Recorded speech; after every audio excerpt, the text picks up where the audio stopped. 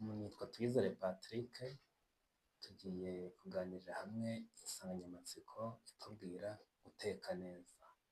Abantu bose ku isi bakeneye kurya.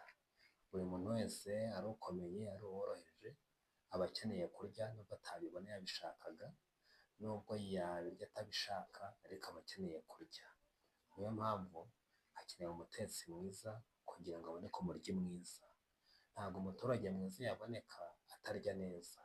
Niyo mpamvu ngira ngo abatetsi n'abaryi mwese munkurikirane, kuko umutetsi aba agomba kuzirikana ko umubiri wacu ukeneye ibikorwa by'amoko atandukanye.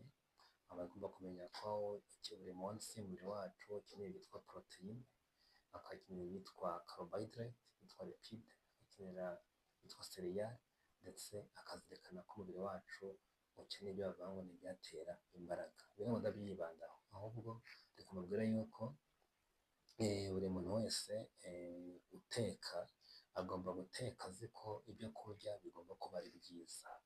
Iyo ni intego ya mbere. Iyo ugiye guteka ntugatekere gusa kubireba gutya gusa, ahubwo ibyo kurya byose bigomba kuba ari byiza. Ubwonko bwacu bukunda ibyo kurya by'amabara y'umuhondo n'umutuku, kubera yuko iyo ubwonko bwacu bubonye ibyo kurya bisa ibara ry'umutuku, butuma havuburwa salivary juice, nirambubura iba mu kanwa, amacandwe akaboneka ari menshi, maze igogora rikihuta. Kandi ukazirikana ko igihe cyose ugiye kurya ibyo kurya utabyishimiye ko bitagwa neza umwijima wawe, ndetse ko bihinduka ibisazirwa.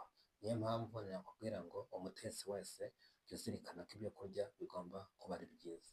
Icya kabiri, jya uzirikana ko ibyo kurya byawe bigomba kuba biryoshye. Si ukuba byiza gusa ku isura ariko mbere bibishye, ahubwo ibyo kurya uzabigira umutuku, uzabigira umuhondo, uzabigira umweru, uzabigira icyatsi, ariko byibura uzirikane ko ugomba kubiteka bikaba biryoshye. Kubivanga uko ushaka, bifata uko ushaka, ngo uzabirya uko ushaka, ngo babirire aho ngaho, menya ko atari umugambi w'umutetsi mwiza. Ku ngingo ya gatatu nakubwira ngo ibyo kurya bigomba kuba ari ibyo kurya bivura.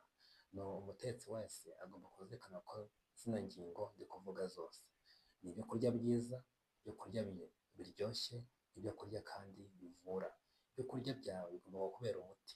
Nutarya ibyo kurya nk'umuti, uzarya umuti nk'ibiryo. Niyo mpamvu uzarya imiti ikubere nk'ibiryo. Niyo mpamvu nakubwira ngo ibyo kurya byawe bigomba kuba bivura, bigomba kuba bivura indwara, bikaba bikingira indwara, bikaba birinda uburara, bikaba birinda kuba umuntu yakokamwa n'ibisindisha. Niyo mpamvu nakubwira ngo ibyo kurya byawe bizabe ari umuti. Mu gitabo kimwe nsoma kitubwira yuko ngo aba ari icyaha kugabura ku meza ibyo kurya utazi icyo bimaze.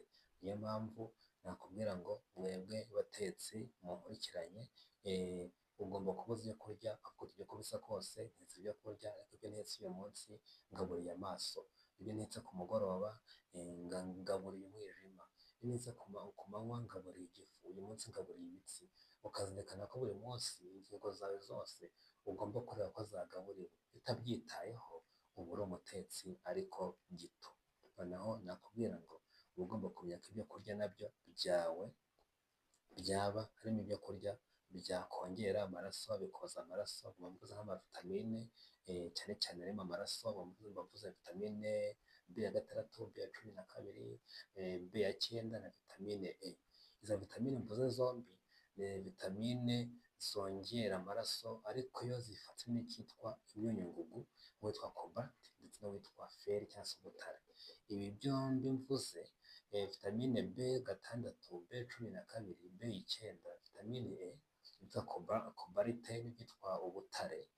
Iyi cobalt n'ubutare byombi ushatse kubikurikirana neza wasanga ko uramutse urya beterave, ukarya indimu, ukarya soya, ukarya marakuja, ukarya sipirulina, ukarya lentille, ibyo byombi byabasha kukongereza vitamine. Noneho jya uzirikana ngo burya nubwo ngiye kurya uyu munsi nkeneye ibyo kurya byavura, byarinda amenyo, birinda amagufa, uba ukeneye vitamine C, vitamine D, phosphore y'imyunyungugu, calcium, magnesium, bore. Ibyo byose mvuze byombi biboneka mu binyamisogwe ndetse bikaboneka no mu byo kurya bibisi. Noneho mbabwire ngo umuntu wese uteka aba agomba kuzirikana ko ibyo kurya bigomba kuba byujuje ibiro bimaze gusoma byombi, kandi gerageza yaba atabyujuje akaba azi ko atari umutetsi mwiza.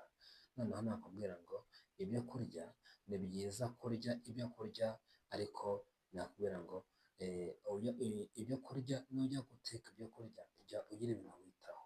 Nk'ubu ngubu ndagira ngo mbabwire ngo hari imirire myiza, nakubwira ngo ushobora kuba aho uri aho ngaho iwanyu utazi yuko ushobora guteka imirire myiza yagwa umwijima, ushobora kuba utazi guteka imirire myiza yagwa impyiko, imirire myiza yavugurura amaraso.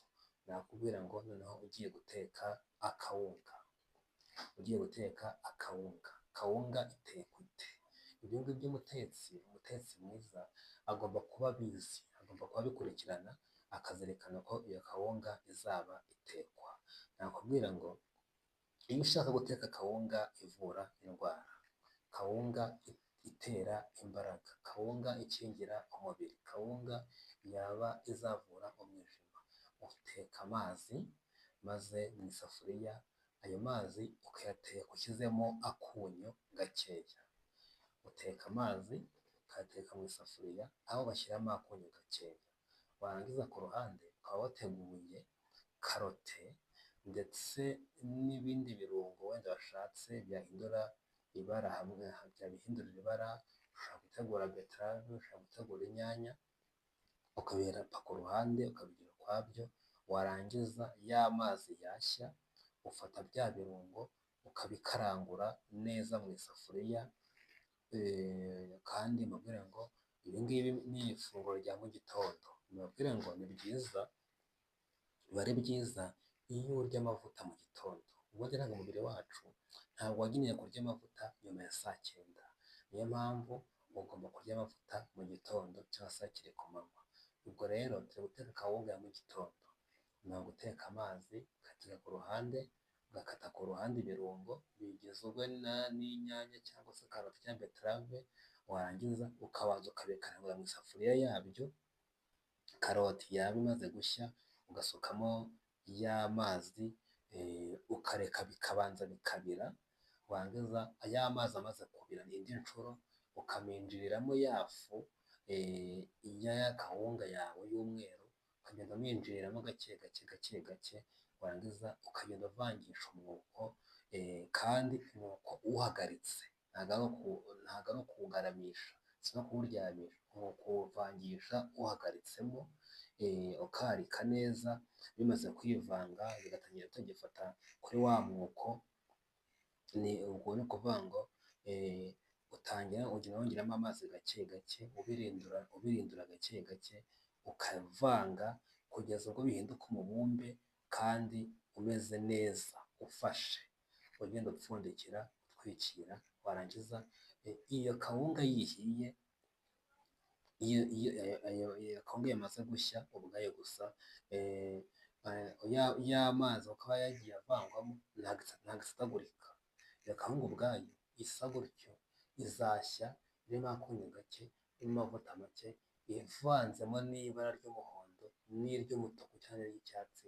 Ubwayo gusa izaba ari kawunga yongerewe imbaraga, izaba ari kawunga yongerewe ubushobozi, izaba ari kawunga ivura indwara, izaba igiye kuvura cyane cyane umwijima, ivura urwagashya, izavura abarwayi b'imitsi. Iyi kawunga kandi nkubwire ngo umuntu uzayirya azaba avuye amaso, azaba avuye impyiko, bitewe n'uko umutetsi yari azi ibyo kurya bikenewe. Noneho mbabwire ngo dukeneye guteka neza. Guteka neza si uguteka gusa kabiri ku munsi cyangwa gatatu cyangwa se gatanu, ni ukubuza icyo uteka ukabaza igihe ugitekera, kandi nakubwira ngo ukabuza uburyo bwiza bwo kubiteka.